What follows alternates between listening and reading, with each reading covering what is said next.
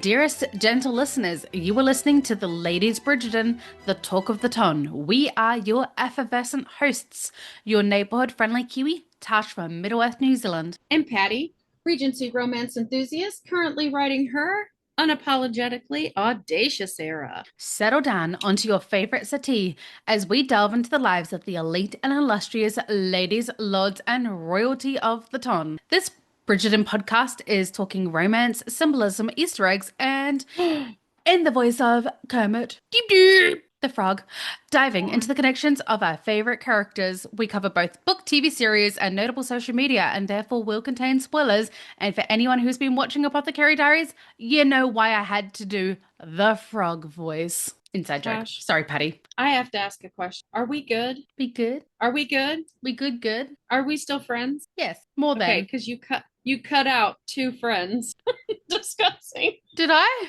Yes. You just said we're discussing. My brain was definitely trying to think through how to do the Kermit voice before I got to it. And so my brain wasn't reading what was in front of it, but thinking through the Kermit voice. You know what I've been through this week. And this Bridgerton podcast is too I'm not allowed to infer. This Bridgerton podcast is two bestest, the bestest people have ever been. Friends talking bestest friends ever. BBFFFs. I'm sorry, my brain couldn't comprehend reading and Kermit's voice at the same time. I was like, ow. Soz. I'm sure this is how Penelope and Eloise feel all in season 2 and 3. Right. We're okay, right? Or like Eloise with Colin, like, we're good, right? I'm not sure. Good, or just good? Like, you're barely talking to me, and I think you called me that girl that lives in my house. Like, I don't know.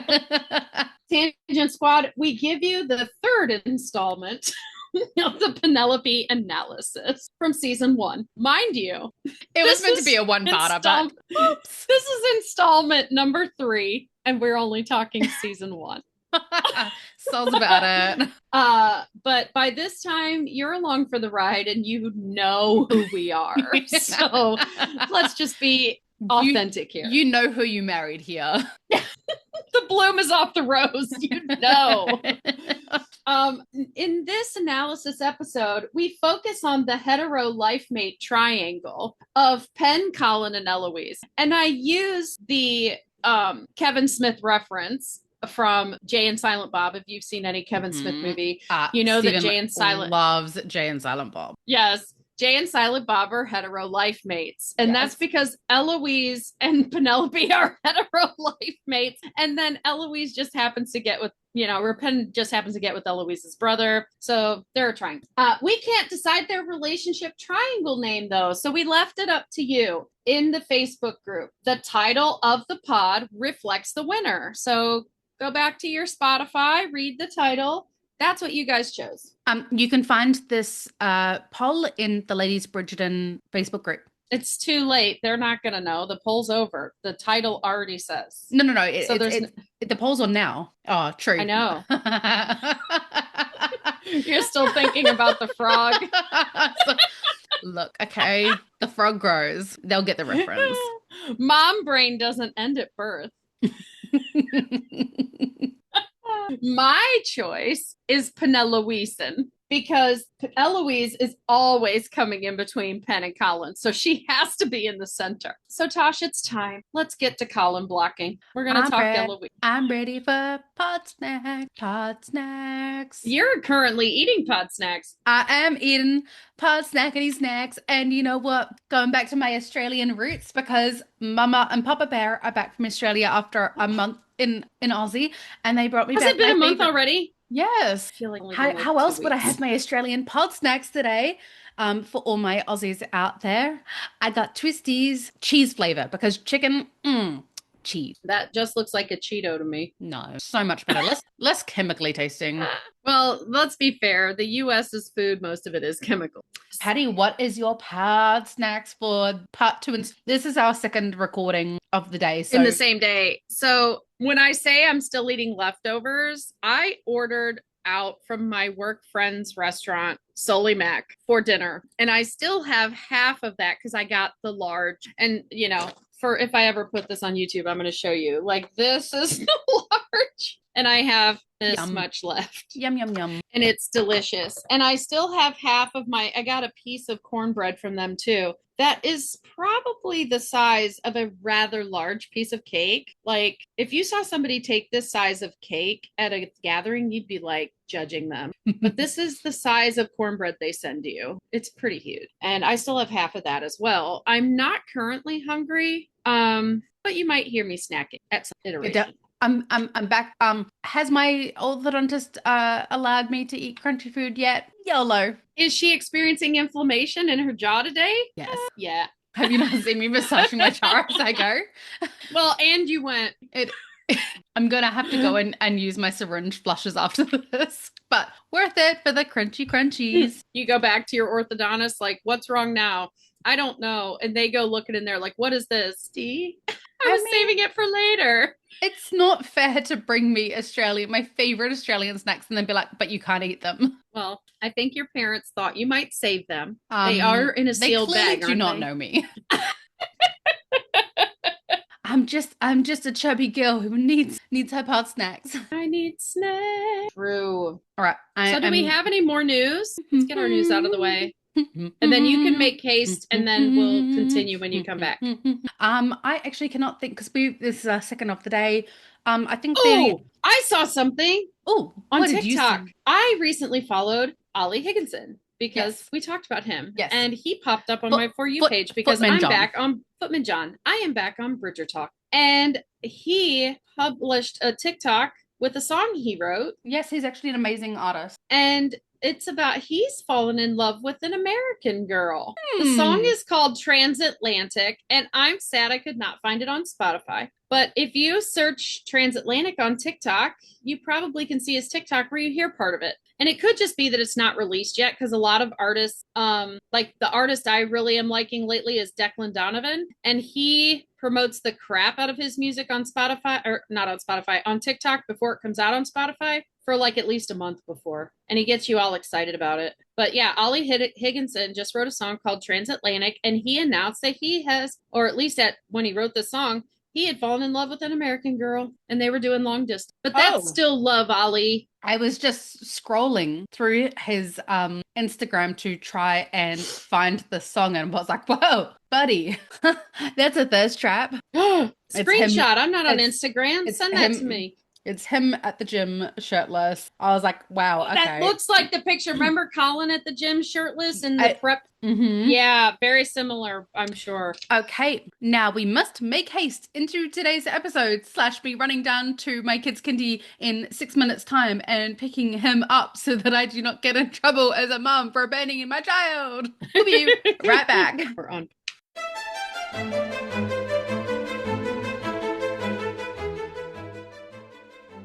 I am back from picking up my little sausage from Kindy. He has his snackalax and hopefully he will be distracted enough to leave us to record for just a little bit.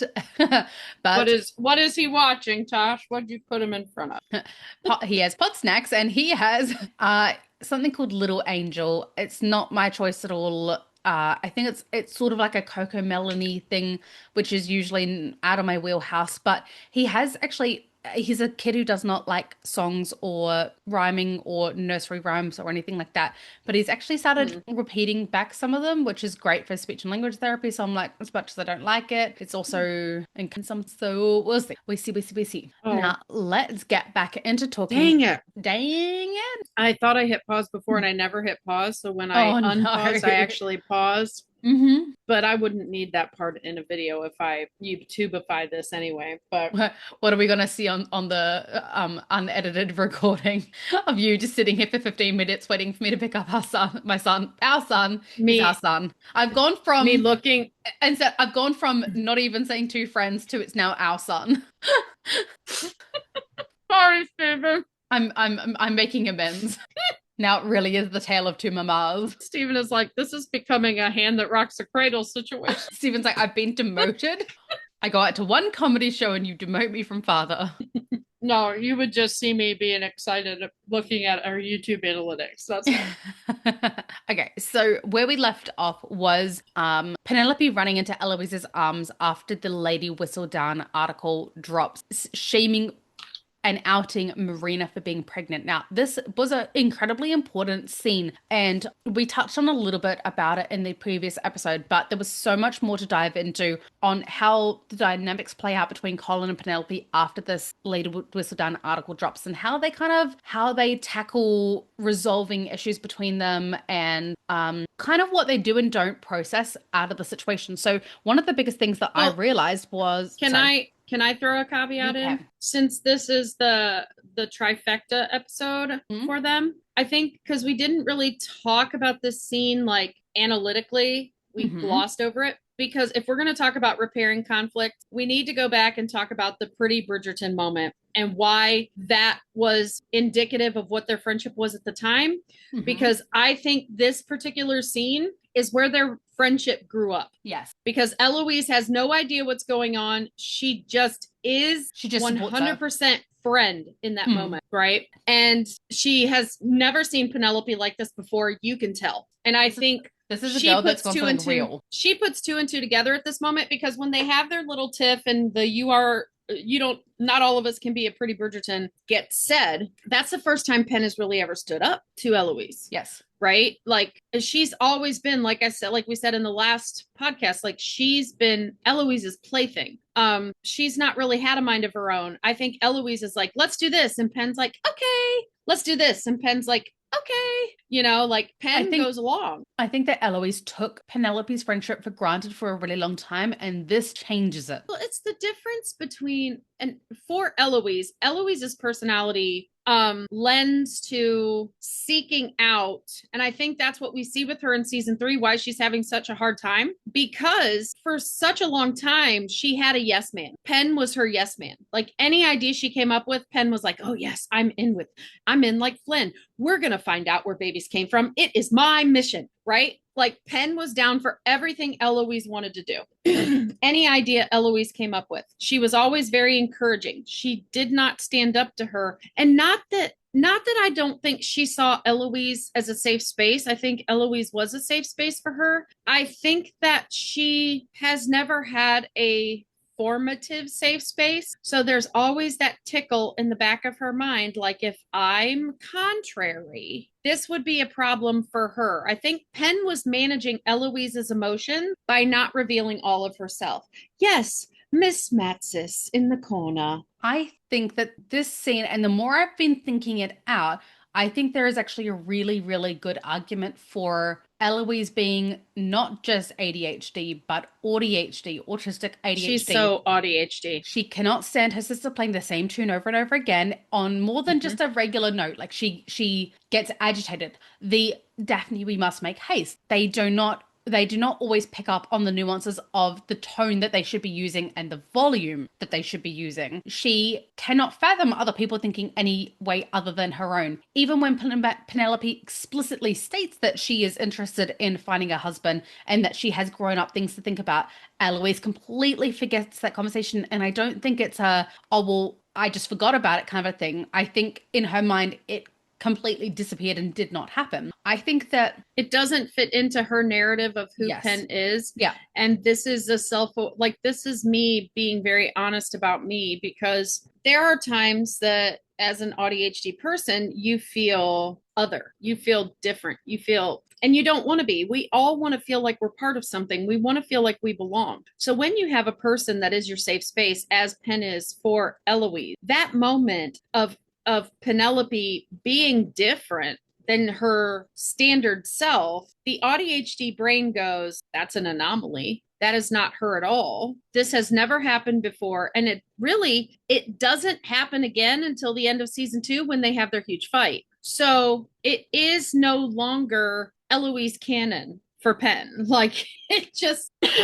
I call it Patty Cannon for a reason. I mean, it's patterns I see, and everybody may not see the patterns the same way. And when you have friendships and relationships, you do take away the things that are patterned, that happen over and over, because your brain seeks that pattern and seeks that consistency. And that's how we figure the world out around us. And when something goes outside of the pattern and it doesn't happen often, like it's really few and far between, you kind of erase it. Well, It's an anomaly. So one of the reasons why I wanted to bring this up is throughout the start of season one, we see Eloise time and time again kind of bypass Penelope's feelings, and it looks from the outside as if she is ignoring them because she just talk about what she's to talk about. And that is still true whether or not she has autism or not. But autism and ADHD, when you get your special interests, it is an all-consuming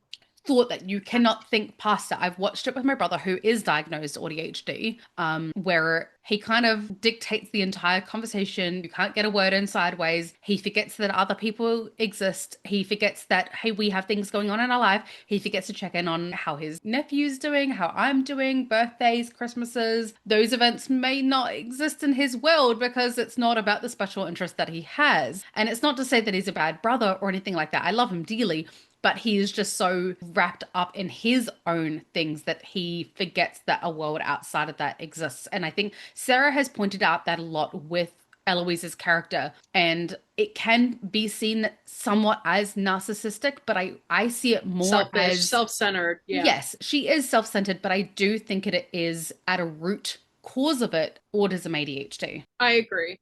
Because not just because I could, but as you're saying that, I'm sitting here. I want to do a formal apology to my friend Leah. My friend Leah is amazing. And I'm just going to talk about why my friend Leah is amazing right now. My friend Leah is amazing because she showed up to go to brunch today, and we're getting together. We get together like once every couple of weeks, right? We haven't seen each other for 2 weeks. We both had lives, but she just sits there, and I'm a external processor. So I am processing and talking and talking and talking. And inevitably, I'm like, I get to a point where I feel bad. And I'm like, Leah, so what's going on with you? I feel like I've dominated the conversation. And she's like, no, it's okay. And she actually we had a talk today about our friendship. And she's like, you always bring up, like, you feel like it's not fair, like more of the conversation, you dominate the conversation, or like, I drive out to see you more than you drive out to see me and things like that. She goes, friendship isn't always equitable. And well, she didn't exactly say it like that, but that was the gist of it, is that if I didn't want to drive out here, I would tell you and I would say, hey, why don't you come out and see me for once, you know? But she did live with that today, where Patty did most of the talking. And it's not that I don't care about her, because I do, and the things that she goes through, but I give her, I do give her the space to talk about things and whatever, but it's just, as an internal processor, it's not a big deal for her if she gets her stories out there. Does that make sense? Stephen has heard more than once, I need to get my words out. I apologized so many times today to her. Like, I'm so sorry. I asked how your day was, or what you've been going through, like what your stories are for the last couple of weeks.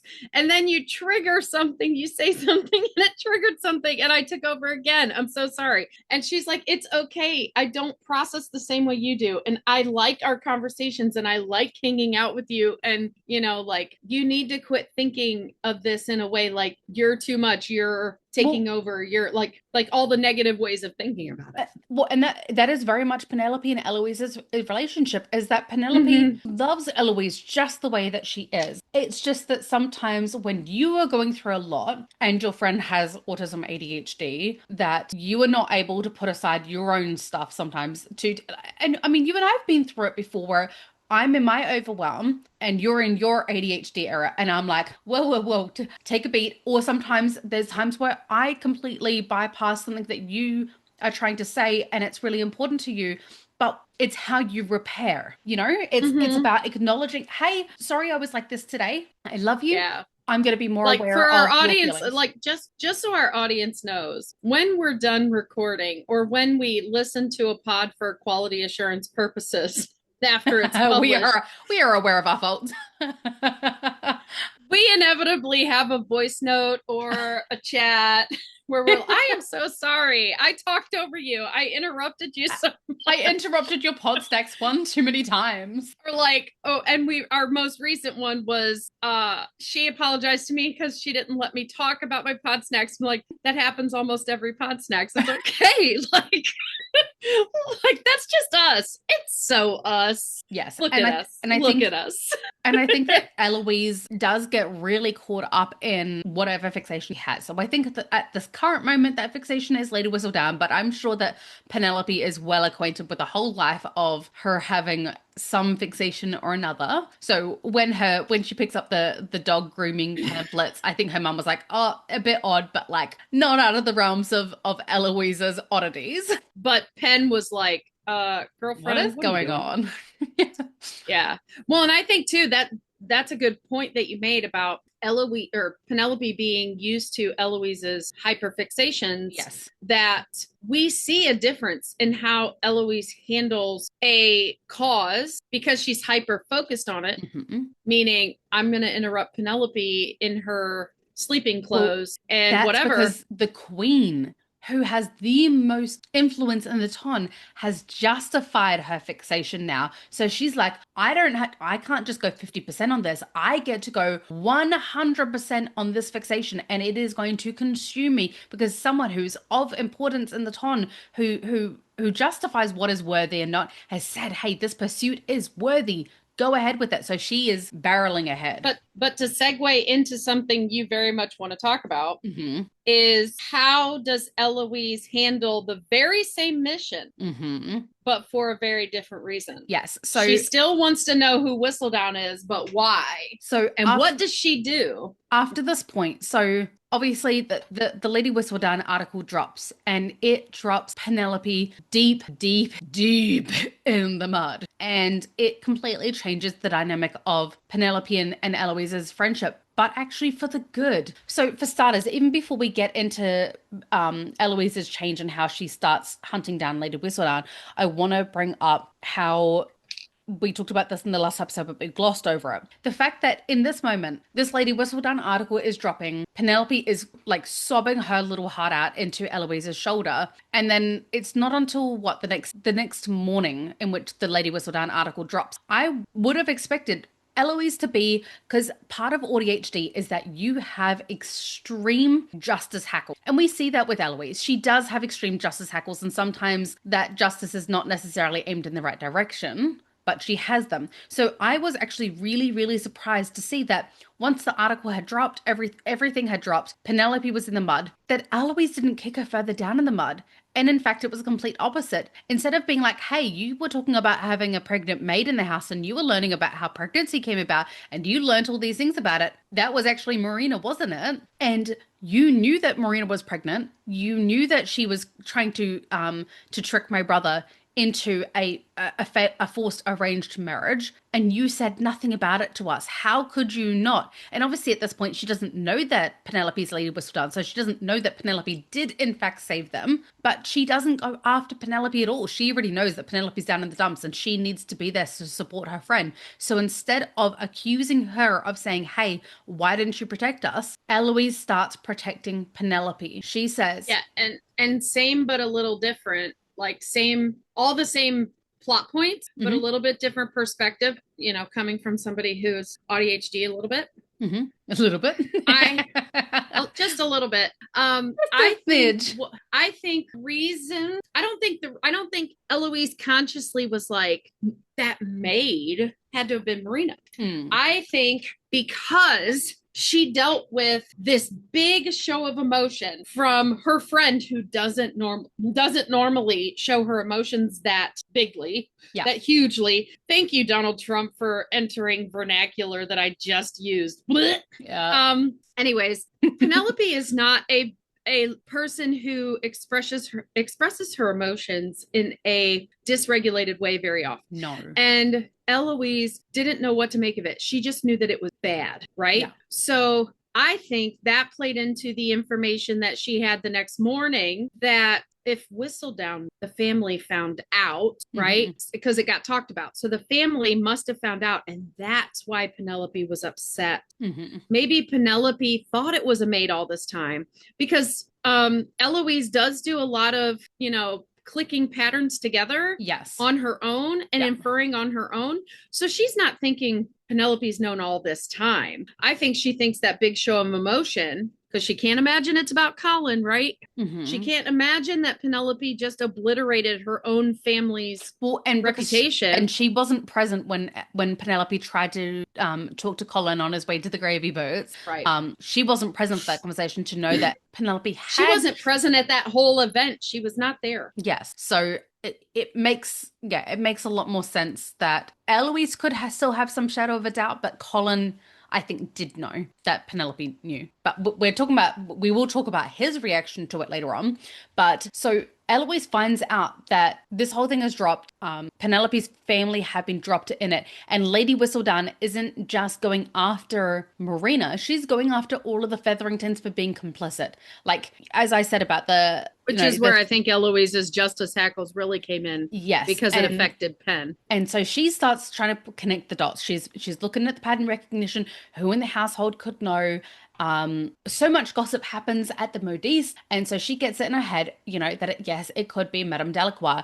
We see Eloise go after, because she says if Lady Whistledown can break you, she can also make you as well. I think Eloise at this point is disenchanted with Lady Whistledown for what she did to her friend, but at the same time, she still respects power that she has. And so it can be seen as her going after Lady Whistledown because she's still that's still her hyper focus, but it's not. Her new hyper focus is doing anything that she can to get her best friend back in the good graces of the Ton. She doesn't even care about the other Featheringtons, but her best friend does not deserve this. And she does everything in her power to the point of Eloise presents herself to society, the thing that she despises the most, the thing that she is most afraid of, her literal worst nightmare that she's been avoiding. Her version of hell. Her version of hell. She literally puts herself in the grasps of the mamas, of the Ton, of the vapid females, of the gross Not any males. of those. The grasp of her own mother. She literally... She's not thinking about the debutantes or anything like that. She doesn't want her mom trying to shepherd her around to meet gentlemen. Even her mum is like, are you sure? You've said that you're not ready, and I've been respecting that. Are you sure that you are ready? And she's like, I have to do this, and she psychs herself up to present herself to the Ton early. Granted, it's not a full presentation. It's a soft launch, not a hard launch. She's not presenting it fully in front of the Queen or anything like that. But she presents herself to society early in order to try and win back the favor of the Ton for Penelope. And that is huge. That is really huge. That's a huge step. She's sacrificing her own peace. quote unquote her freedom, her peace for her friend. And I'm gonna side tangent and then side tangent again. So side tangent, Justice hackles for Violet. Yes. She was acting on the information she had at the time, and she believed Eloise was ready. So she's beating herself up in season 3 for what happened to Eloise, when it was Eloise's own choice in season 1. So Violet is beating herself up for nothing. So justice for Violet. And then I'm going to make t-shirts. Justice for Violet. Justice for Violet. And then side tangent, because this conversation has been going on our Facebook group for a while about whether Prudence was a first year or not. And scripting says she wasn't, and interviews say she wasn't. But this also proves she wasn't, because Eloise was launched, and this is what normally happened. Like, as soon as one sister got married, the other sister could come out. There was no waiting for the Queen or whatever. The Queen did get presented debutantes on her birthday in history, but it wasn't like how Bridgerton is presenting it. But once a lady was married, if her sister was of an eligible age, which Eloise was close or should have launched that year, but chose not to, she can be launched. She can come out. And I think that, it doesn't have to be a presentation to the Queen. And technically, because Eloise was presented and then she still did the debut season the next 2, year. Prudence says, do you think that we could re-present to the Queen again? In one of the episodes I just watched in season 2, the very start of season 2. Right, but they couldn't re-present at the start of season 2 because they were in mourning. Yes, exactly. But Prudence wanted to anyway, because obviously she fluffed because it up of the year monumentally. before. And I mean, you had 3 chances. If the last one was the most memorable, that's on you. So, that's another piece of information that lets us know that you don't present to the Queen just when it's your first year. Also, having rewatched episode 1 when we started this before, Eloise tells Daphne, "You've just created 200 people wwho hold you in competition. Mayfair is not a big enough where there are 216 or 17-year-old, whatever it is. It's 200 eligible women. Yeah. And I think the only time that you have to stop presenting is once you are considered a spinster and no longer have to be available on the dance floor and all of those things. Yeah, because it's marriage-minded maidens. That was what she said in Whistledown. Marriage-minded maidens present themselves to the queen. So that's everybody every year. And Penelope couldn't in season 2 because she was in mourning. And Penelope did not in season 3 because her mother had talked her out of it. That's why we have that conversation of, are your dreams finally, like, are you finally got your feet on the ground or whatever? And she's like, yeah, I'm done with those kind of dreams or whatever. That I'd have to look up the exact wording, but you know the gist. But yeah, to say that Eloise isn't a good friend to Penelope is not true. It's just that she's very singular minded and that sometimes she gets lost in that. But when she realized that, hey, actually, I've been neglecting my friend. I've been barreling forward with this whole Lady Whistledown thing. I haven't been listening to what she's been saying, and this whole mess has occurred. You know, I've neglected my friend's needs. I have a question, and I'm sure the easy answer is the queen was using a gravy boat, but the queen was present at Danbury's Four Seasons ball. Yes. And I was just thinking, like, Penelope did present herself to the queen because she debuted herself again at a ball the queen was at. But the queen didn't say, who is that? Until she had her issue with the gentleman and it didn't go the way she wanted it to. And so she's leaving the room to go get some air or whatever down on the ballroom floor. She's making her way away from one side of the room to the other. And the queen says, what about her? Where was the queen when she made her grand entrance and everybody's staring? Why was this conversation not then? Like, oh, who's that? Do you get what I'm saying? Yeah, because it doesn't flow with... Plot hole. Plot hole, plot hole, plot hole. And they're just, I mean, if anybody gets on the pod, they're going to say, well, you guys have talked about gravy boats. Somebody's got to go to the bathroom sometime. Well, for the queen, it would have been a gravy boat under the dress that the maids had to hold.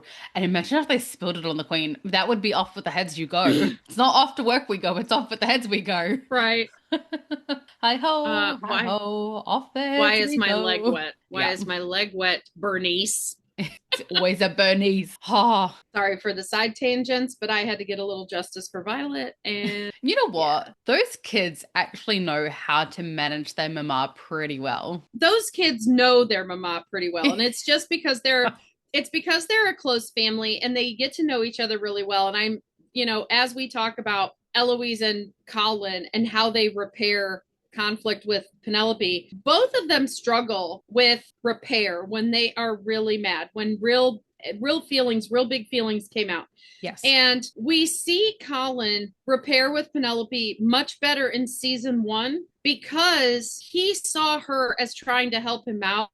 And he doesn't understand her part in everything at that point in time. Penelope and Eloise struggle with repair. Not so much Penelope. Penelope's ready for connection and she'll forgive you in literally the time it takes her to blink her eyes. That girl forgives faster than anybody I've ever seen ever. She does not have a spiteful bone in her body, except for, but I even think she's forgiven Marina by season 2 because she asks how she's doing to Colin. She already did. So, I want to backtrack because I was just reading my own notes that I wrote only 2 days ago and forgot about. One of the other points that I wanted to make out about Penelope being absolutely beside herself, despite the fact that her and Eloise were currently in a fight, Penelope knew that there was a chance that in writing that article, yes, they were already in a fight, but that could have been the straw that broke the camel's back, and that she could have potentially, if Eloise had decided, hey, actually, you did know about Marina being pregnant and said that to Penelope, that could have been the final blow for their friendship forever. Like, in writing that, she was risking ostracizing best friend forever. And she's already lost Marina. That's done and dusted. I think that's the thing, though. I think the reason she was so emotional over that particular Lady Whistledown article is because she knew she had set the dynamite herself, and she did not see how she was coming out of that article still having a relationship with any Bridgerton, let alone Colin or Eloise. You know something else that surprises me? Eloise actually picks the perfect fool person and she doesn't even realize it. Madame Delacroix would be the only other person who could potentially know about Marina being pregnant outside of the household because she's the one who's doing her dresses and knows that her bust and waist have changed. Well, Madame Delacroix does know, Yes. but Marina blackmailed her, which would then give her even blackmail, her even more reason to persecute her. So I'm sure that at the very least that Marina probably actually thinks that it is Madame Delacroix. And I'm surprised that Portia doesn't ever stop to consider who it could have been. Portia assumes that because she grew up on a farm, that she's crude and that she probably, and the way she was acting in the ton, that she gave enough away that people found out. And it doesn't matter, just like Colin says in the book. It doesn't matter if it's true. It just matters if somebody questions it. So because she was crappy about the old guy and it made it very much look to the ton that Portia was trying to force her to marry an old guy, somebody would have been, oh, she family way. And then once that spreads, it spreads. Yeah. So Portia is blaming Marina for her decorum in public. Yes. Not so much that she thinks anyone actually put the real truth out there. Even though it turns out to be the truth, Portia still sees it as gossip gone wrong. I mean, Madame Delacroix, if she was educated like Penelope, would have actually made a fantastic Lady Whistledown because she does hear all the goss and she knows when people's bust size or waist change. She's the first person Penelope calls it out. Like, you know, when you alter a dress and you place a strategically placed bow or an extra fold of clothing, and her line of extra fold of clothing is why I focused on her butterfly ball dress so much, because there is a panel in the front. Yeah. You can see it in certain lighting. There is a panel in the front that pads and covers her stomach. And I think that before we find out she's pregnant, like there's little subtle hints that she is up to the moment we see the babies in the epilogue. Yes. And even before the Lady Whistledown article comes out. So like, you know, they said, of course, a lady's disgrace does not merely tarnish her own name like the tars of the Thames. It also leaves a horrid smear of anyone nearby. And then judging from what Eloise says in the Modiste, every Featherington is being persecuted for the actions of Marina. And I said, I wonder whether Penelope is actually using Lady Whistledown as a way to punish her family for trying, like, for laughing at Colin. You know, her sisters laughing at Colin. Oh, yeah, baby, you know, those are going to be some good-looking babies. It's not his, ha, ha, ha.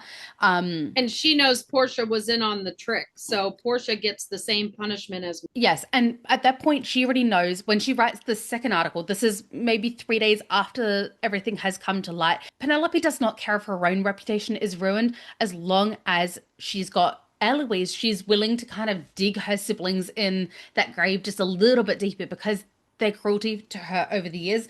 This is finally something that she can kind of punish them back for. I mean, it's a little petty, but I'm here for it. It is petty, but I also think she's a heartbroken teenage girl. And when you're a heartbroken teenage girl, sometimes you literally just burn the whole building to the ground. And then you look at the ashes and go, whoops, I went a little maybe too I far. should have some. Maybe I should have like, maybe there were better ways I could have handled this. Maybe if I'd have taken a nap, it would have been okay. Or as they say in How You Met Your Mother, nothing good happens after 2 a.m. No. And Penelope writes Lady Whistledown at 2 a.m. a lot. Lost sound. The next part of the Lady Whistledown says, while there is no parasols in the world strong enough to shelter a ruined woman, the fallen Miss Thompson should only hope she can find refuge where. Kind of saying that it's not just Miss Thompson, like they all have the sun scorching down on them for their actions is kind of how I read that one. She already outed Marina, and at this point she could have just stopped, but I think in her head, she's, you know how in the books it's more than I'm more than I thought, or something along those lines. I think that that whole line though is Penelope has no control in her own home. And I think that sometimes she writes Whistledown as a wishful thinking. And I think that's her wishful thinking. Like, I Well, wish she would just get out of my house. I wish well, she would just not be here anymore. no, no, like you know how in the book, how she's I'm more than I thought, you know, from Lady Danbury, sometimes we're Yeah. more than we think.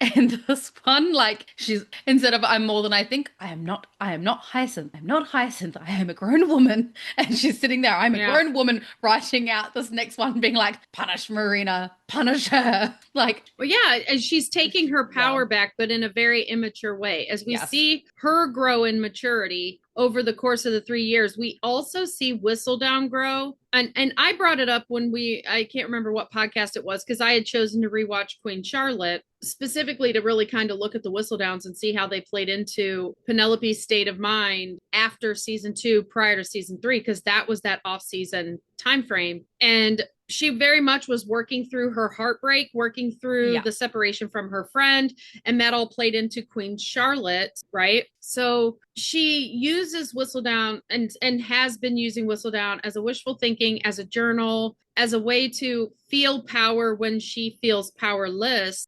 And she, I don't want to say getting back at Marina, but she is so angry She's in at punishment mode. Marina. She is. And like I said, she's burning down the house. She is burning down every bridge. Like, she is Well, a woman I think what it is, scorned.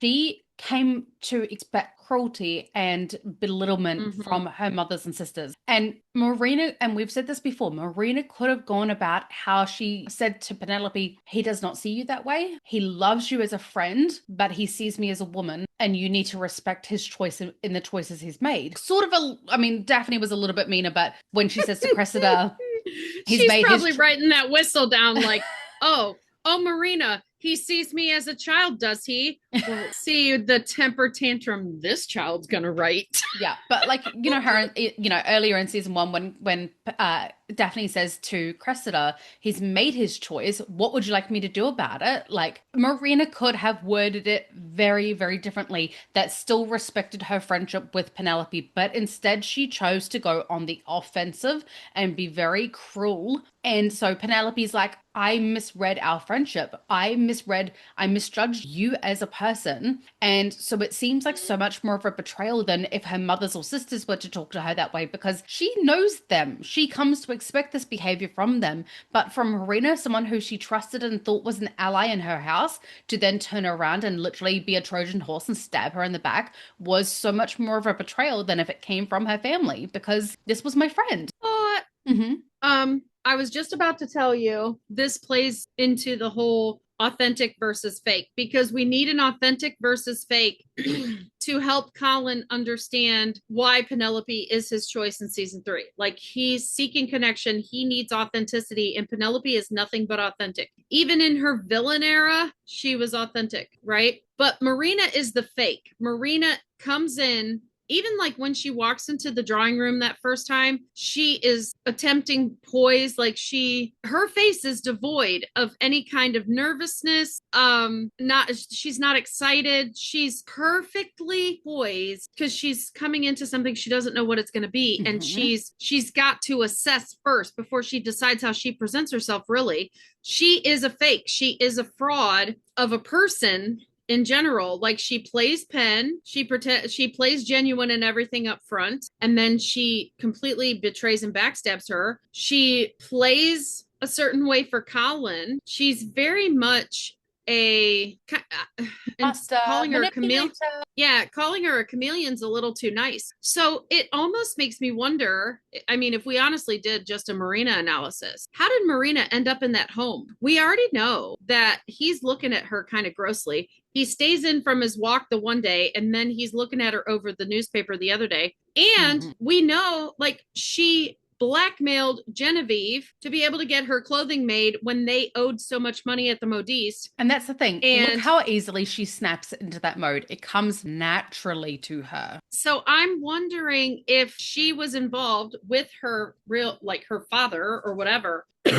in manipulating Archibald to let her beyond the ton. And the thing is, though, is she truthfully thinks George is okay. She's expecting letters and all of this stuff. Like, I'm wondering if she wanted to be in society and be on the ton, because Elevate that's where herself the officers interact with people in the ton, and she might have a chance if to see she George. elevated herself in society, then it might make her seem more respectable, because he said in his letters that he found after he had died, he wrote to me to say we could run away and be together, not accept his title and marry me. He had to leave his title to marry her. Well, yes, he was going to have to leave his title to marry her anyway. He would lose it because he had compromised her. He's assuming that last letter, because she wrote to him and said she was pregnant, right? So when he wrote this letter before he passed away, he's assuming, and honestly, though, if she's a farm girl, she probably was a farm girl on his estate. So that does change their dynamic. And it's she not is like not somebody. It's not like in the books where you can just give her the vicar role to give her some sort of title to marry. Marrying him would elevate her in society, but it would reduce he would lose his title and everything. She couldn't elevate herself in society without marrying up, and that's why she came as a quote unquote family member. Yes. So I personally think my thought process is that Archibald owed a lot of people, and Archibald owed her father somehow, some way, even though he's not a member of White's or anything, or the club or anything like that, that they cross paths because Archibald is Archibald, and he does things and he has to cover them up. So my guess is sometime out in the country, he debauched or something. My thought is more that that Marina's father may have had horses, and the horses were raced, and he bet on a horse or something of the likes. Oh yeah, that's what I'm saying. Like, he is Archibald adjacent, because he wouldn't have met him in the ton. Yes. He is a farmer. She grew up on a farm. Well, although the girls in Pride and Prejudice grew up on a farm technically too. Their estate was a farm. But there's something horses related or whatever, but Marina became as manipulative as she did in her household. So we can assume her father's just as there was some sort of mother or father. Yeah, because we don't hear anything about a mother. I do want to pause quickly to go Chethra. I'll be back. I think YouTube is Guess having an who's issue. back again. Tasha's back. Call a friend. So on the analytics page, it says we have, 2006. I am paused. I'll be pausing. Okay. Play. Wow. I like to minimize my edit. All right. So I'm just trying to think through the Marina's parents, one of them had to be a black. Yeah. I would say or because we don't hear anything about Marina's mother. She specifically says, my father sent me here, and we never hear anything about a mother. And a mother would be more aware of her courses having ended before she left. I think that potentially that it could have been a Sir Philip situation where the mother passed away during childbirth, because that was really, really common back then. And she was raised by a not very caring governess. She's on a farm. I doubt there would really been money for that. To me, if he was able to bet against Archibald, he has to have some money. So he could very much be like the Bennets. But he doesn't have to have had to bet against Archibald to owe Archibald, for Archibald to owe him. He could know something. Like, look, Archibald paid Mondrich to throw that fight. So do you think that's the first time Archibald has ever cheated at anything? He could have been raising horses that Archibald bought from him, and then they did terrible at the races. Yeah, or Archibald could have paid him off to do something to another horse or whatever, so that he'd have a leg up, and he knows that. So he's like, hey, guess what?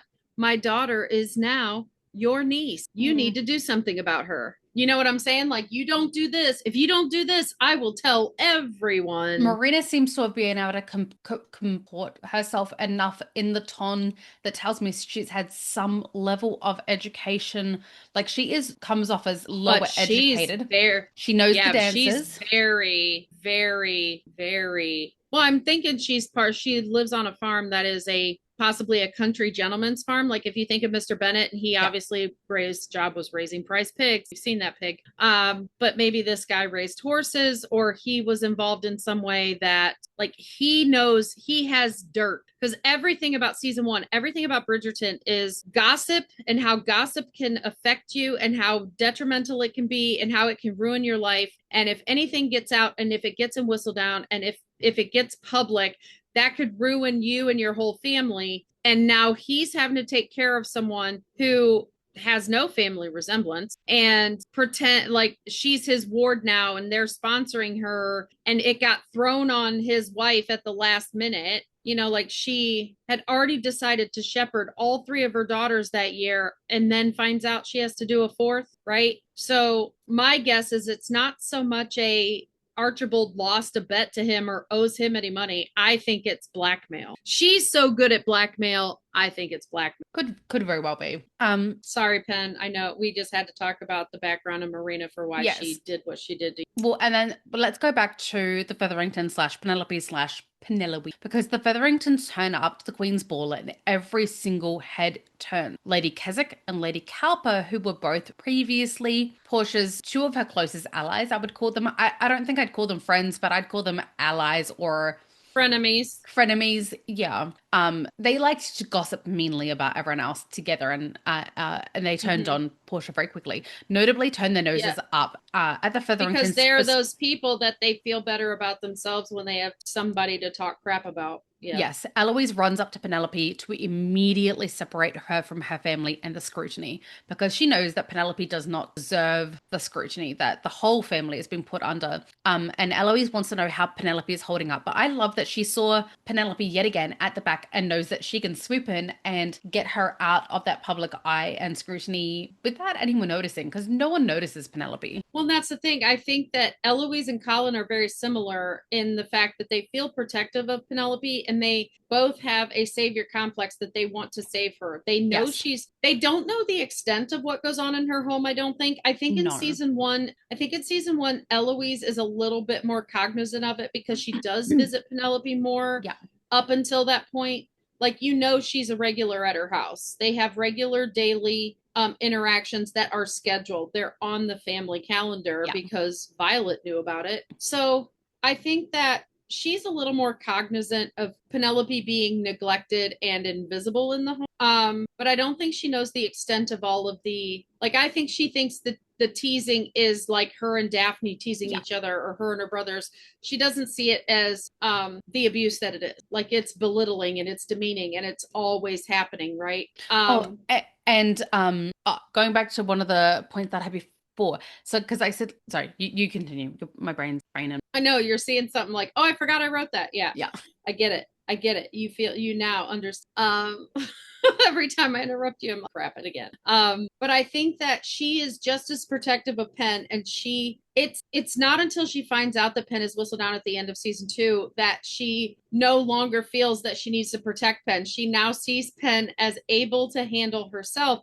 And she even says that to Cressida in season 3. And I think that is what was needed for their friendship to be anything different, because Eloise could very much commandeer Pen and lead Pen around, because she also was Pen's protector.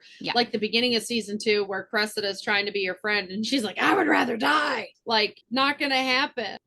You dissed my friend and I know about it, right? So I think that she's protective. She swoops in. She wants to find out how she's doing also, because she hasn't seen her at all. And she just wants to know how everything's going on their end. Well, but she also knows how mad her mother is. And I think she understands what's about to come over there. I think that Lady Keswick and Lady Cowper turning on Lady Featherington now makes a lot of sense, because why else is Cressida cruel to Penelope from the get-go if that was her mum's best friend's daughter? You would think that if those two are best friends, the way that like Violet and Lady Danbury are, or the way that we see in the Rokesby series about the best friends, the mums are always at each other's houses, they're always taking the whole families over for dinners. And we do see that when you go to dinner with your friend, it was not just a girlfriend going and having lunch or dinner with a girlfriend. The entire family chugged along, which would mean that Penelope would be going and having dinners with Cressida, which usually friendship is children. See, I don't think that happened. I think that Lady Cowper. But usually friendship is by proximity. And if the parents are seeing each other at events and going in and and gossiping together, that means the daughters would have been together. Right, but you can tell by the Cowper home that people don't go there very often. No. So I think that I think Cressida's prior cruelty to to Penelope has come straight from Araminta, talking badly about, yes, talking about her, yes, at the home. but I also think that Lady Cowper has only ever entered the Featherington home. I do not think that Portia and her family has been in Cressida's and Lady Cowper's home at all. I don't think that Lord Cowper would tolerate. I don't think they would be invited. Period. And I don't think based on the friends that he does have, granted they are older, but based on the friends that he has and how the friend talked about marrying Cressida and how I'm very selective about the company that I keep and that kind of thing, I think that is a diss on families like the Featheringtons of, you are below my station, I will not mix with people like that, and I would expect my wife not to either. Right. And I think that when you look at the Featherington house, and I was talking about this, and I don't think I got to all of this. I talked about the platters of food that were in that room for that tea with Lady Cowper. Yeah. Lady Cowper is higher up in the society than Portia is, and Portia was trying to impress her. So there's all sorts of food. There's the nice tea service on the table, all of that stuff. So I think she was trying to, so I don't think Lady Cowper's been there that often. I don't think they were longtime friends. What I've decided after rewatching that scene, and what I didn't get to talk about, or not that I didn't get to, it just didn't come up and it's coming up now. But what I didn't discuss in the last episode that fits here is that, think about like when Antony decided that he was going to seek a wife, he goes to every woman and he does basically an interview. He doesn't wait for the balls and socially interact. He goes and interviews them basically. So he calls on literally every debutante that he feels is of his station and worthy of the title of Viscountess. But we think he believes. We're going to get to that. She's already engaged, my brother. No point. Yeah. I'm sure the family, like when he turns to his mother after Colin announces the betrothal and he goes, "Did you know about this?" Wait. Like, I think they just assumed it was going to be Penn. I think they thought there was an understanding. Yeah. Yeah, I don't think it was discussed words. I don't think anybody thought like Colin and Penn had discussed it. I think they thought Colin and Penn had an understanding and that they were just waiting for the right time, waiting for the right time. Yeah. But I think that what Lady Cowper was doing recon. She was going to all of the houses of the people that she felt who's could my daughter's be competition. Yes, and she was scoping competition because she was on Penelope's side.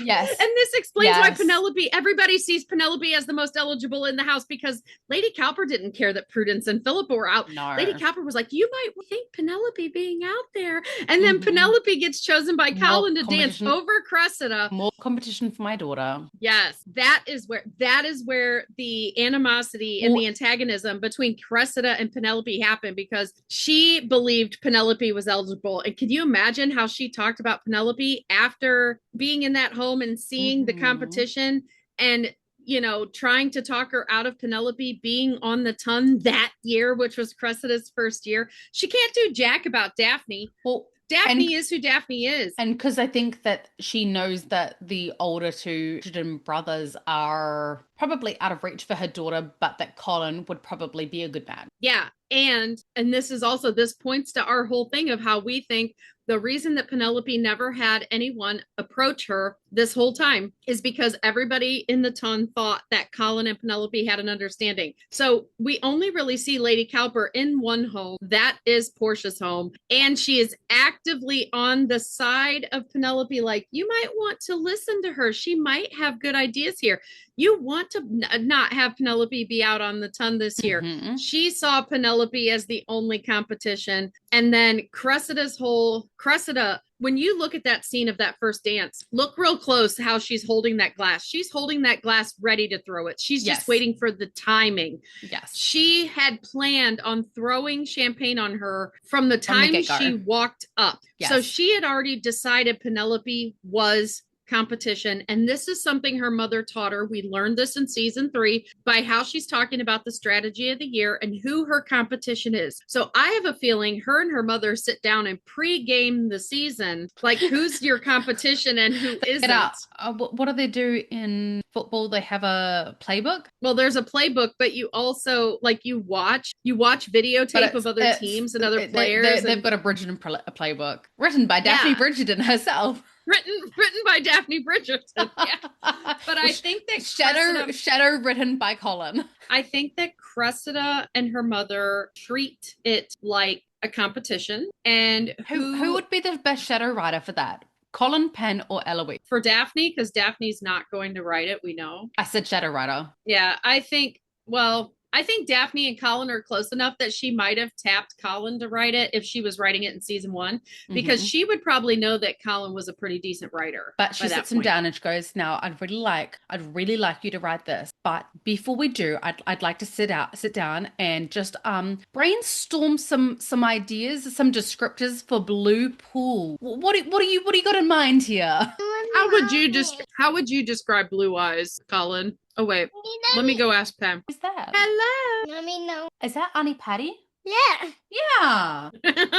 He just said, I don't know what his name. I don't know why, but no one is her. He does not say her. Yeah. It's only. So don't take it. That's typical. There's a lot of kids that everybody is a her. I've had that. My nieces and nephews have been. Are you watching Little Angel? Yeah. Did you know that I've asked Mark to bring you extra toilet rolls and paper towel rolls, and we're gonna make a castle, aren't we? What? But not today. You know what makes a good castle? Styrofoam. Why? That's what I did for my 6th grade project. He's got a arts and crafts book. Don't be tapping that. That turns toilet paper rolls or paper towel rolls to like octopus. The turrets and stuff. Yeah. Yeah. Mommy, why not? Why was not working? Darling, what this is a microphone, and you speak into it and it gets recorded on the computer. Why is it not working? It is working. People can hear you. I can hear you, Ezra. Patty can hear you. Pop. I can't. Do you want to sing her a song? Mommy didn't. It is on. No, don't touch it, please. It is on. It's on. You want to sing her I song? can hear you. What about "It's Raining"? No touching it, please. It's raining. How does the song go? It's raining. And why not make it a bit more? What about "See You in a While, Crocodile"? See you later, alligator. Sound is gone. Sorry for that brief intermittence. I have a little boy who wants mummy's attention, so now he is doing some colouring in next to me, and hopefully not my wall carpets. Hopefully nothing is harmed in the suggestion. Hoping nothing is harmed in the making of this video. Lady Whistledown is always listening. Daddy is becoming a problem. Darling, you need to be colouring in quietly so that mummy can work. Mummy will print you out one and you can colour it in. Okay, I'm gonna put this. All right, I'm gonna unpause here. We are back. Neither of us remember where we were up to, but I did really want to point out that at the Queen's Ball, when Eloise pulls her aside, Eloise, I thought it was really sweet that she is so mad at Lady Whistledown on Pen's behalf and swears to her that she is going to find her and restore Pen's good name. And then the next scene we get is with the Penelope is Penelope at Eloise's house in her room, and Eloise is discussing how to find out who Lady Whistledown is. She's musing out, well, could she be a staff who comes in and out of your house? And Penelope explains that yes, the whole family did know, and that all of the staff knew as well, and were all complicit in trying to cover it up. And this is the part where I was surprised, not necessarily coloring in place. Oh darn, nice orange. Yeah, choose a new color. This is the part where I was surprised that Eloise, yes, upon the initial finding out about Marina's pregnancy, I can see how she could overlook it. But Penelope's literally stated in this part here to her, yes, we all knew. Yes, all the staff knew. Everyone was working together to cover it up. So I'm kind of surprised that, one, she didn't put 2 and 2 together, that it wasn't a maid, and 2, that she did not fault Penelope for not telling her and protecting both Eloise and Colin. Because if Colin had married a woman who was already pregnant, it would have also fallen badly upon Eloise. Not that Eloise would care about that. She'd be like, great, yes, but my reputation has been soiled. I no longer have to marry. This is fantastic. And I partially think that's a reason that Eloise is not as mad about it. But I also think that the Bridgertons, if you really look at Romancing Mr. Bridgerton, there is a difference between a secret and a lie. And I say it that way because a lie of omission is still a lie. Not telling something that you should tell is a lie. Yes. But the Bridgertons see secrets are good. Secrets are okay. You can have a secret and it almost helps build bonds but in relationships because you can have a secret between the two of you that no one else knows. And that becomes something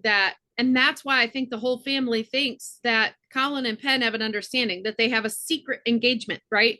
And a secret is okay. And that's why that nobody's trying to uncover it, but everybody's treating it like it's fact. But I think that Eloise understands because the Bridgertons are so loyal to each other. Like nobody is telling the ton that Daphne and Simon are having problems in their marriage. And I'm sure the whole family knows. Yes. There are things that you do not say outside of a home for loyalty to the family. And I think that Eloise chalks this up to, well, of course Penelope couldn't talk about it. And she probably tried, but in a way of the society of the ton where it couldn't be out and out said, so they're not faulting Penelope because she's truthfully just a child. She's not the head of the household. She's not the one at fault, right? Yes. Yeah. And so the Penelope and Eloise finish their discussion and Penelope's got to head home. And she specifically says that she is going to sneak out the side, aka the service entrance, so that she won't be seen. And you and I have two different thoughts, and I think both of them can still be true at the same time. I wondered whether one, Anthony, he is kind of a wrath dad type that I think that he because he doesn't have quite the same fondness of Penelope as he does, but not to the point. Not like in the book. No, not as much as Colin and Eloise, obviously, even Francesca in later seasons. So I think that a lot of people transfer the Antony relationship with Penelope from the book onto them in the show. Yes, but I don't think it's been portrayed in the show like it is in the book. I think in the show, I don't think that Penelope is even in as well. That's just his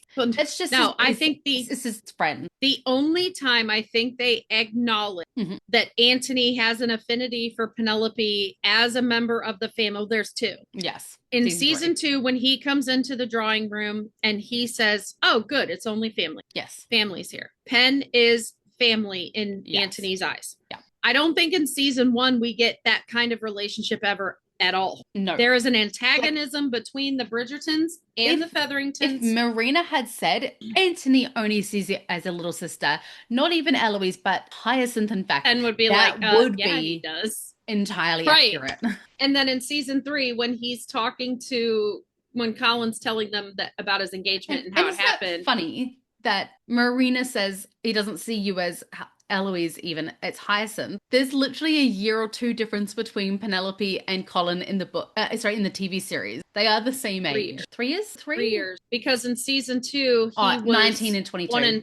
He was 1 and 20. Yeah. Yeah. And she would have been 18 if she was launched a year early and they were presenting it as people got launched at 18. Yeah.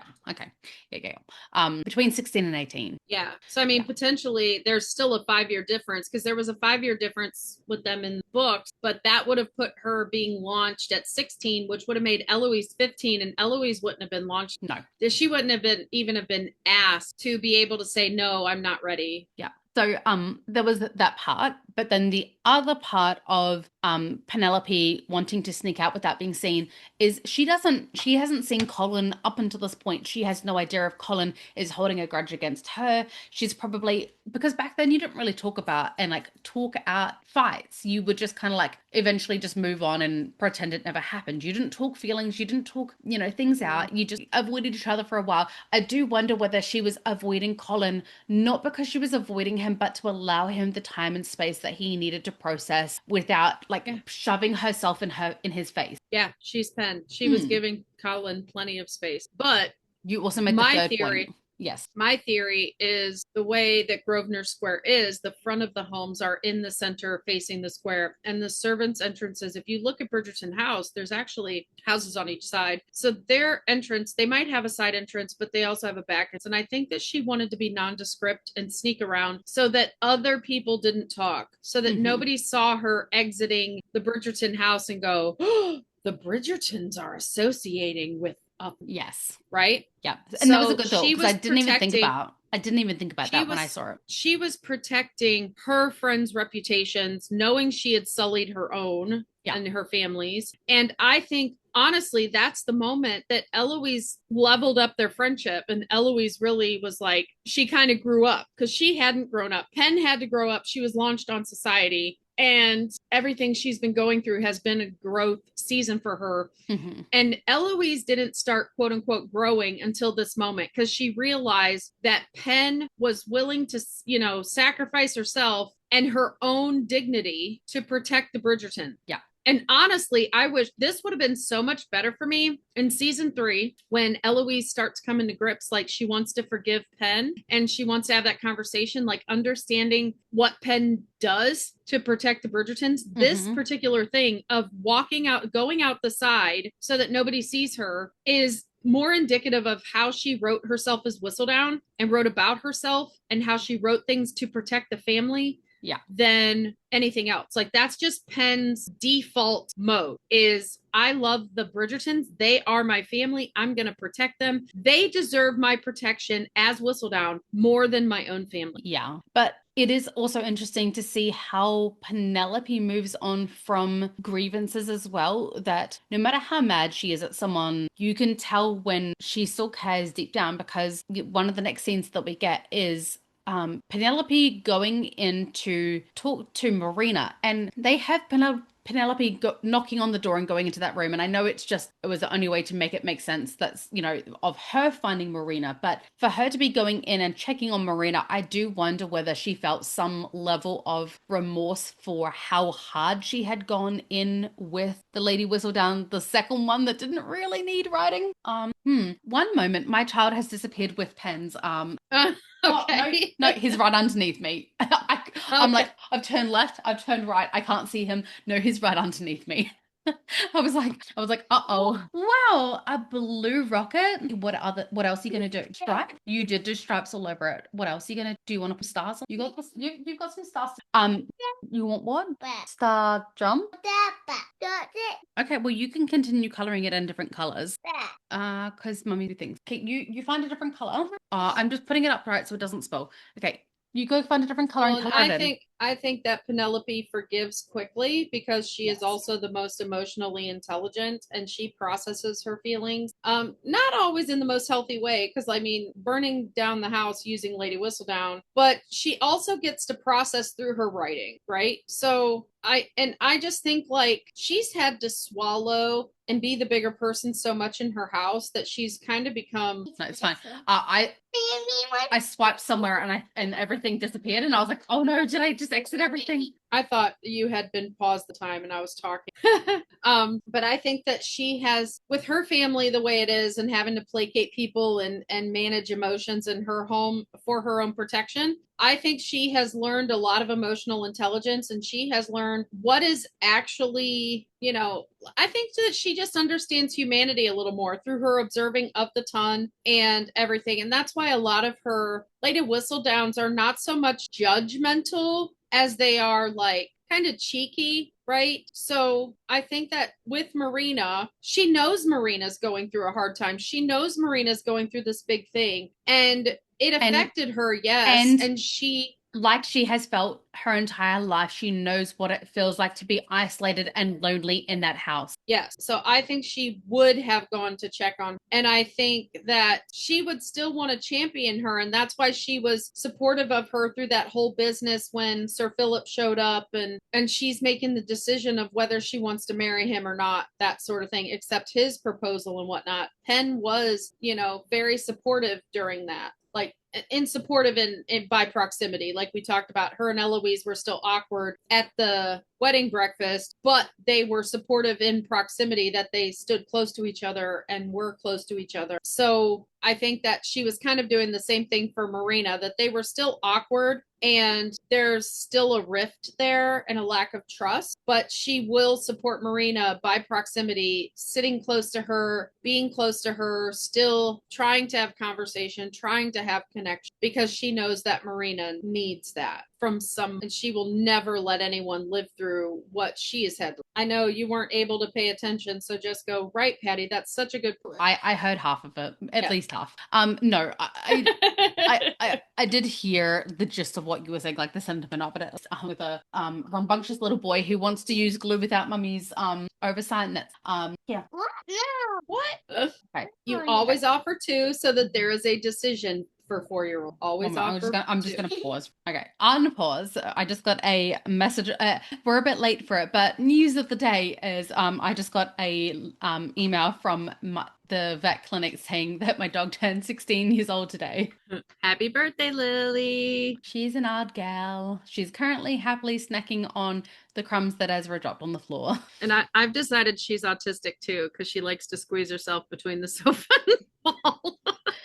She likes compression. So at the new house that we have brought, there is an open deck, and because it's on a hill, the deck is higher than the ground, obviously. So there's bushes next to the deck, but there's a drop off, and we have realized that we're gonna have to put an edging over the entirety of the deck so she does not fall off this deck into this cavity. Death. I mean, it's only like maybe a couple 2 feet down, but still, that did not work for very long, Patty. So heavy. Me titty boy heavy. Me titty big boy. You are big boy, I know. Me so ask him why. You are 4 years old. Oh, me Tell him about you're not that much yet. Apparently it's Lily's birthday today. Lily, why? Why? Because she was born 16 years ago. And in 3 days' time, she will have outlived Charlie. Why they on moon? Because he got old. Okay, so we do not have a lot of time left because my child is deeply, deeply intent on disrupting this podcast today. So he's our resident Eloise. And his current fixation is turtles. Okay, so Penelope comes across Marina, who she doesn't know why she's collapsed. She just walks in the room trying to make amends, trying to check in on her and see how things are going. Maybe not quite ready to forgive, but at least like willing to check in on her, knowing that she is pregnant, she is without a hope, all the rest of it. And she finds Marina passed out. She doesn't know if it's pregnancy complications, because women of the Ton do know that even if they don't know how babies are made, they do know that a lot of women die whilst pregnant. So she absolutely panics and calls out for her mum, and so even though she is hurt by her friend, even though she is upset by the cruelty that she's been shown by her, she does still care for her enough that she decides to go and make amends the next day. And when she sees that her bags are packed and that she is heading on her way to go live with Sir Philip, she does seem genuinely sad to see her go. I think she knows at the core of it was a good person, maybe-ish, and that she will be sad to lose an ally in the house, even if she was a self-serving ally. Yeah, I think that Penelope is just, in general, she's a good person. Yes. I think that Lady Whistledown is a little more snipey, snarky. Cutthroat. More Portia. More Portia, more the side of Penelope that and honestly, if she was starting to recognize that there was a part of her that was like her mother and she struggled with her relationship with her mother, I could see her creating Whistledown for that reason, to be able to process that and use that and have an outlet for it that was socially acceptable, but one that she could keep separate from herself so she could analyze it without having to acknowledge it almost. And I think in general, Pen is just a good person. And like I always say, she's love and light and rainbows. And she forgives so quickly. And super ironic that in this scene, Marina is back in pink, Sunshine Pen is back in yellow. Back in because yellow. she is the one who brings the sunshine into others' lives. And I do really appreciate that in this moment, Marina tries to make some sort of amends now that she can no longer use Colin or Pen to her disposal. She knows that they are probably actually right for each other. And she states that Pen was right about Colin. He is a good person, and it wasn't fair to do that to him. And that, that Colin is really, really lucky to have someone like Pen in his corner, and that one day he will see it. Yeah. And I honestly think in season 2, that's why she confuses why he comes to her house. And I think that's why she says what she does, because she is confused why Colin has shown up. She's confused why Colin has shown up and has not realized his feelings for Penelope yet. She's like, come on, dude, you can't be this dense. But I think the only reason that even came up is because I think Marina believed Colin had shown up to save her, because that's what she knows of Colin. Colin has that white knight complex, that savior complex. So he must have gotten word from somewhere, and she's assuming Eloise, because we now know her and Eloise have been writing, correct? So she believes that Colin thinks she needs saving, and she has to let him know she doesn't, that although this isn't an ideal situation for her, she's okay with it. But she also is so bitter about how her life has gone that she's not with George, that she doesn't have George. And she feels like everything in her life is second best. Like she's just not that person that's going to get her happy ending. Narcissists think that everything should be about them all the time and that they should have everything handed. That's such a surprise to me. Well, and I'm not thinking from narcissists. I'm thinking as a girl. As a young girl. But she thought that Colin was there to save her because everything in her mind is all about her. Is all about her. But I also think that girls are just generally raised that there is a man that's going to swoop in and choose them one day, and they're going to get their happy ending, and it's going to be, maybe not so much at that point in time, but every girl is raised to believe that they're going to find their prince one day. Their prince will come and they're going to have this happily ever after, because every story, every fairy tale ends at marriage. Nobody knows what it's like for a woman after that. And these girls are brought up to believe that marriage is the pinnacle of their life, that wedding is the pinnacle of their life. And I think that Marina very much had ideas of what her life was going to be, and she was never going to get it. And it created a bitterness in her that she took out on Colin in season 2 in that interaction. And I think she brought up Penelope because that was her final moment of being able to make amends to Penelope for what she had done in season 1. The person who needed to make amends was not Colin. He went to check on her and to make amends, but it allowed her the space to be able to make amends with Penelope, even though Penelope wasn't there. Her giving Colin the idea and putting the idea in his brain that Penelope might have feelings for him was her way of making amends with Penelope. Because I think truthfully in her life, the current life she was living, she had her baby, she had a husband, she had security, but the one thing she was missing was Pen. Yeah, yes, I think I had a big one. Yes, I think that she had too high expectations in life, and honestly, like if she wasn't going to be happy with all of that, I don't think it was about Pen either. I think she was like, the only way I was ever going to be happy was with excuse me, the only way that she was ever going to be happy was with George, and if she couldn't have that, then everything else was second best and wasn't good enough, Yes, but if we look at Marina, and I'm giving Marina the benefit of the doubt right now, I think Marina thinks her life that she's currently living is a punishment for how she treated people, and she included George in that because even though she hadn't done anything with Colin at this point, she did tell Colin that she loved him and she had accepted a proposal. So I think she feels like she betrayed George before she found out he was really dead. And she was going to sleep with another man with the potential that George was still on his way to come and be with her, in which then George would never be with her because she had slept with another man. Yes, I think because of him dying, it amplified all of those things that she feels like she what's the wording? There is an expression for it, like where you're kind of tainting the person's spirit after they're dead. Marring their memory, kind of marring the memory. Like she's marring his memory because he was loyal to her up until the day he died. He was choosing her. He was choosing their baby. He was choosing to leave his life for her. And she had believed him false. She had believed that he had abandoned her and she had moved on. And so to her, everything she was now living was her punishment for betrayal. She not only betrayed George, but she betrayed Penn, who had been nothing but kind to her. Because remember, she doesn't know how, Penn got her revenge.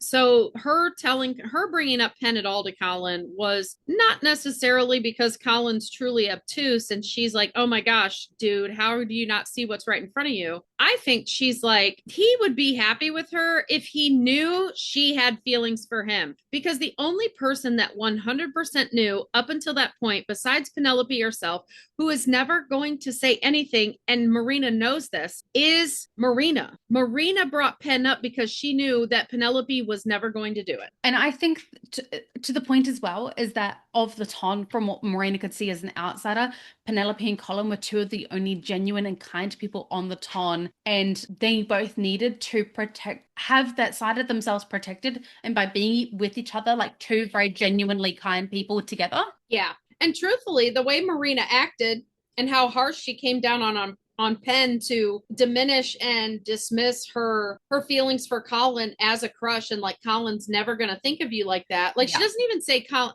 Like, I mean, she literally tries to make Penn believe Colin's never going to think of her like that. Does not think of you that and way. I wonder if she started wearing yellow. I mean, think about this. We've already talked about the possibility that Lady Whistledown went from being a joke to being a business because Penelope heard all of the gossip about her father and her family on the ton. So who's to say that Marina wouldn't have heard the gossip of people talking about, Colin and Penelope, right? Like, it is quite possible that Marina would have heard somewhere from, in some group of them thinking that there is an understanding between that Bridgerton boy and Penelope, especially while he's courting her, but or even after the engagement. She probably would have heard it after the engagement. Somebody would have said it. I'm so surprised that Bridgerton boy proposed to that other girl. I thought he and the young Miss Featherington had an understanding. And then Marina would have heard this, realize, and then come to grips like, oh, Penn, you love him. Oh my goodness. And then that's when she gets super cruel and really cuts her down because she becomes competition, right? Like, look at what Cressida does to competition. So she's so worried. Like, I think she knows if Colin was presented with a Marina and Penn and knew that they both wanted to marry him, he'd choose Penn in a minute. Even in season 1. You are on mute. And on that point, the next scene that we do get is a pollen scene because Penelope and Colin lock eyes at the basset ball, and Penelope immediately looks down, probably thinking that Colin thinks the worst of her for her part in the deception. But Colin approaches her and he can see that she's like very, very clearly nervous. She tries to lie and say she's just come from the dance floor. And then they say each other's names at the same time, both wanting to rectify the rift between them. And then Colin apologizes that she tried to tell him and he did not listen because he was too blinded to see the truth. Yeah, so isn't it funny, season 3 listeners? Isn't it funny? Why didn't you tell me? It wasn't I tried. It wasn't you tried to tell me. How do we go from you tried to tell me to why didn't you tell me? Right. You tried to tell me, I didn't listen, so you said it in a way that made me listen. Well, and also I think this scene for him pivotally in his memory is not about his apology at all. Mm-hmm. It's about the fact that a woman he thought was safe, a woman he thought was not going to Daddy's home. Go run and charge him. Charge him. Rah! Go get him. Go get him. A woman that he thought he wasn't gonna have to be concerned with her. He thought most men were gentlemen and they were not going to pursue Penelope in the first year because she was out early. And she said she came from the dance floor, and he turned whole upper torso to look at the dance floor. she isn't on the dance floor anymore. So why in the world would he be looking? He was trying to see what gentleman had her on the dance floor. He was trying to see what gentleman had danced with Penn, because so far he knew only he had. And not only that, when she says she's all danced out for the evening, there is shock on his face that she turned him down. And then he looks absolutely and we know that this is a faux pas because in season 2, Lady Danbury specifically berates Simone Ashley. Kate. That's a bomb here. Pause. Sorry, so many disruptions today. Stephen just got home. I had a marketplace purchaser turn up and I completely forgot about them. And I was like, hey, why is there a Filipino at my window? And I just got half a scene from Magic Mike.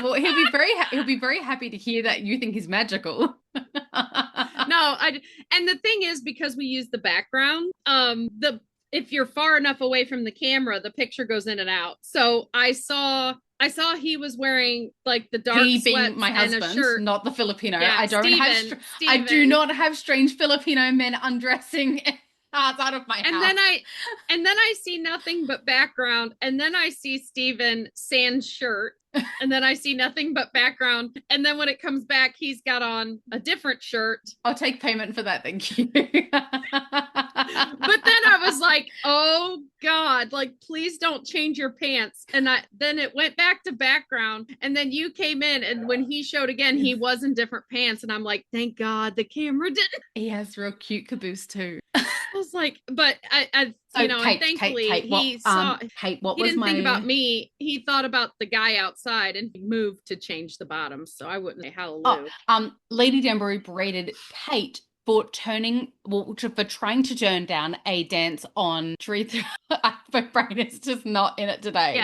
Yeah. Mini Kate. What's her name? I'm still seeing Stephen forgetting that the camera's on.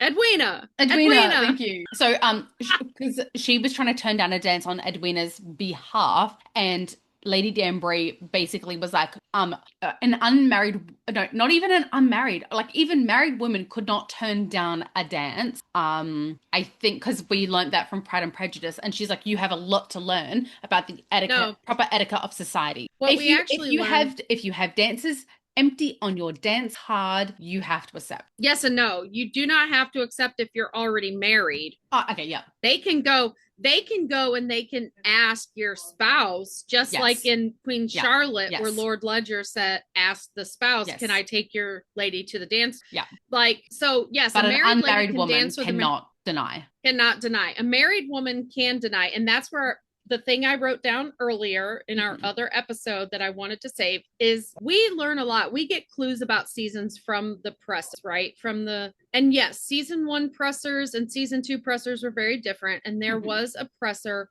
an interview. When television shows send out their people to do these interviews, these junkets and things, Netflix, Shondaland, whomever, they present questions, they present things because they want the messaging to be a certain way. And we know this from the season 3 world tour, because every time they question, so what's your favorite rom-com? So what's your favorite rom-com? We know that Luke kept saying Notting Hill. And why did he say Notting Hill? Do we really think Notting Hill's his favorite rom-com? It's a good one. It might be. But we know that there is a complete scene dragged from that movie and rewritten into the season. So we know Notting Hill was brought up as a clue. We also know that Nicola said that her favorite was When Harry Met Sally, which I think also plays into season 3, because When Harry Met Sally, the whole premise of it is that they decide to be friends to prove that men and women can be friends without sex or relationship getting involved. And the whole reason that they deny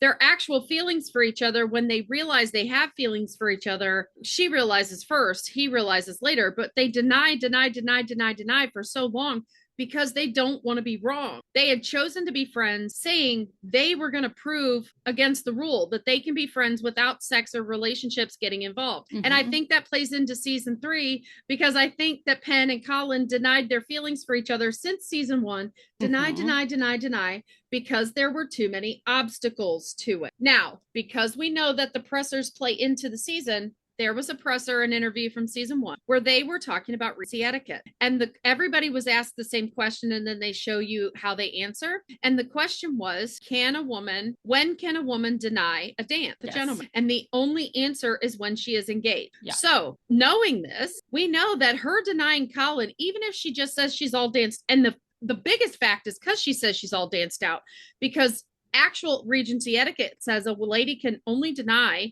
if she's engaged or if she's sitting out the rest of the evening due to illness, headache, whatever. Yes. Penn just says, I'm all danced out for the evening. She had just told him she had been on the dance floor with someone, and then she beats feet. Well, like she gets the heck out of Dodge. Hold on. Hold on. I just want to finish this. Though. I know, but we're going to get back to that. So, because I still want to talk about the dance. Yes. That was my little tidbit that I found out. Yes. So she had told him, and he whole head turned, and then he's shocked that she denies him a dance. I think he really thinks she's engaged. And I think this is the moment, because he tells her, like, I was blinded and you helped me see the truth, like in his apology. And I don't necessarily think he was just talking about Marina. And he said, I was a fool.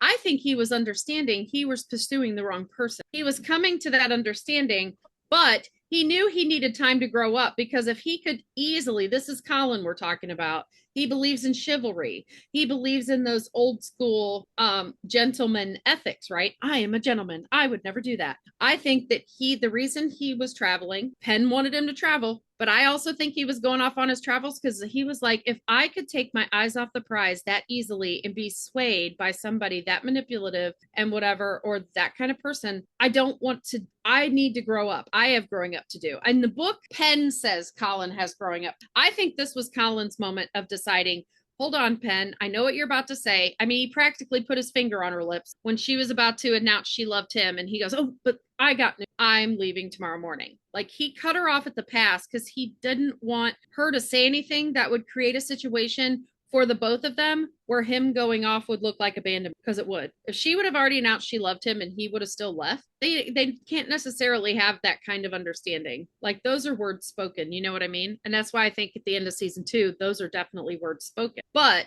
the little tidbit that I found as I was studying this scene in pictures, because I didn't have time to rewatch the scene as asked by Tosh before we started recording because of the way my day blew up on me and how it played out. My week blew up on me, and today Patty was dissociating and doing something. So I looked at that, and I was looking at the pictures, and we were talking about the dance card. And the dance card for the Bassett ball was very unique. It was not an open closed dance card. In the pictures of Penn, it is a ribbon that's hanging from her wrist. It goes through one hole of a single card. The front of the card announces the ball. It's the picture of the ball. The back of the card is just lines for the gentleman to write their name. It doesn't even have like the type of dance or anything like that. It's just lines. And this ribbon runs through that, goes through the hole at the bottom, and that's where the little pencil is tied. You can see when Colin spies her from across the room and you can see her full body, you can see that dance card. And if you zoom in on it, you can see that it's completely empty. So that dance card is visible. If Colin would have just looked down at her dance card, he would have known she was not on the dance floor. But he turned his whole head and his whole upper torso around looking, because he believed anyone would want to dance with Penn. Anyone. Yeah. He doesn't think she's being false or that she's lying to save face, because he believes any man at that ball would want to dance with Penn. So he's turning to see who his competition is instead of checking her dance card to see if she's a liar. I mean, sometimes they don't actually write. Sometimes they will just come and ask. And if the dance is about to start, they can head straight to the dance floor. So I guess it just depends on the timing. But those are mementos too. Those dance cards are mementos. So yes, they so would have still written their name on it. Who's been dancing and when and how many times. Yeah. So they still would have written their name so that it was there for a memento. But I love the speech that Penelope gives about love and how she tries to console Colin that, like, do not apologize for being in love. And she doesn't even not fault him, but like she doesn't even sound hurt for it, because he was manipulated through the whole situation and he was being told everything that he wanted to hear, even though it wasn't true. Because as I said earlier, when Marina states, when Colin confronts her, like, you tricked me into this, you trapped me into this, you know, this is how in love I believe to be, because she was saying the things that she knew he needed to hear, and they were not truths. And we know that because she says, you were the only man who offered me even a modicum of happiness. And he's like, wait, a modicum? I thought I made you happy, not a pinch happy, not a salt shaker happy. Not like, not a substitute for happy. the Mediterranean Sea of saltiness. Yeah. What the Dead Sea? That's the one that you float in because there's so much salt content you don't sink. Yeah. Yeah. He's like, I And visited Salt the Dead Lake, Sea. the Great Salt Lake in Utah, same He's thing. like, I visited the salts. I've visited the Dead Sea. That is the level of salt you should be adding to this happiness. That's what I expect. But I love the way that he looks at her as she speaks so passionately about love. And I think you are correct that he does stop her because he's like, I need to go on my travels. Like, I love you, and it's right, so it can wait. When it is right. Same expression as when Yes. she's talking about her Yes. purpose in season 2. It is the exact same look. And I think this is one of the first times where he sees this is no longer Penelope, my sister's little friend. This is a woman. This is a woman that I have thought of as a friend for a long time. Not sister's little friend. I normally don't. Yeah. I know you tripped over your words. I mean the way that Marina was describing my her. little sister's friend. My youngest, yes. He's always felt on the same level as Penn, but he's been out for a couple of years since he was done at Eton. But I think to see a woman be so passionate and be so outspoken about love, things that aren't generally talked about in the ton. And I think he loves that she is so open and honest and genuine. And this is one of the moments where I think he looks at her and sees her and realizes, hey, my feelings may be more than what I allowed myself to initially think. Maybe I did look the wrong direction. Maybe I did take missteps. Maybe this is where I'm supposed to be, but I need to grow. I need, if this is right, I need it to be right, and I need to get my head sorted first. I need to go travel and figure myself out so that I can be the kind of man that she deserves to be with. And so I do think that this is one of the really, really big scenes for their relationship, because I think it huge. Finally, for me, this was a big moment. And in the triangle of Colin and Eloise and whatever, the scene following is also a pretty big one for Eloise. And because Eloise is like, I'm about to go talk to the queen, I still want to find out who Whistledown is. Yes. And Penelope even kind of blows her off because she's upset and she has to go. Eloise still is not seeing Penn. Like, she's grown a lot, but she's not grown enough that she can intuit when Penn is upset. This is another moment, like, Eloise had to go through a period of time where she had to come to grips with her friend had feelings for her brother. The signs were all there, and she missed every single one of them, or was blinded to them because she chose to be. Yes. She chose to be blinded. My husband needs to leave for his event, and I don't really want to go back to trying to get every third word out to really wrap this up the way that I wish to. So I'm going to leave it there. I mean, that's the end of the season. We're going to leave it there. We're always going to come back to Penelope and Colin because we love. Yes. So for today, gentle listeners, we will leave it there and continue on next week's episode, where my son will hopefully be at kindy while I record. If you have anything in particular you would like us to cover, or any Bridgerton knowledge you would like to share, please head to our Facebook page, The Ladies Bridgerton. And if you're enjoying our podcast, please remember to click follow, like, and leave comments on wherever you listen to us. And two mad women. And one crazy little sausage. One very spicy sausage today. He's a chorizo. Yours truly, Tash the Kiwi. And Lady Patty. And Ezra Michael.